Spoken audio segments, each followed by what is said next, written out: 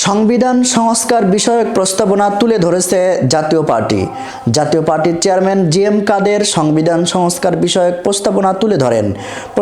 উপস্থাপনায় জাতীয় পার্টির পক্ষ থেকে বলা হয়, বাংলাদেশের শাসন ব্যবস্থা হলো ওয়েস্টমিনিস্টার ধরনের সংসদীয় সরকার ব্যবস্থা। এই ব্যবস্থায় দেশ পরিচালনায় সংসদ প্রধান ভূমিকা পালন করে। রাষ্ট্রের সমস্ত সিদ্ধান্ত জনগণের দ্বারা নির্বাচিত প্রতিনিধিদের দ্বারা পুঙ্খানুপুঙ্খ বিবেচনার পরে সংসদের মাধ্যমে নেওয়া হয়।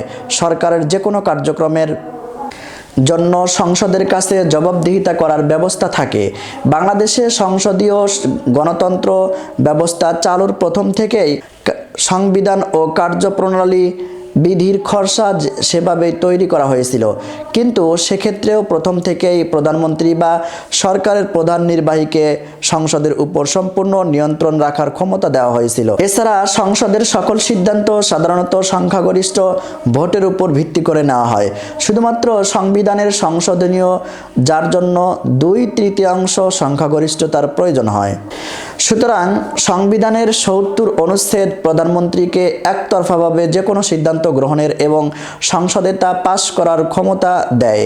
সরকারি দলের প্রধান এবং প্রধানমন্ত্রী যদি দুজন ভিন্ন ব্যক্তি হতেন, তাহলে প্রধানমন্ত্রীর পক্ষে সংসদের সম্পূর্ণ নিয়ন্ত্রণে কিছুটা হলে ভারসাম্য থাকতে পারত। ঐতিহ্যগতভাবে এটি কখনো ঘটেনি। এখন পর্যন্ত যখনই সুযোগ আসে, দলীয় প্রধানরাই প্রধানমন্ত্রীর পদ গ্রহণ করেন।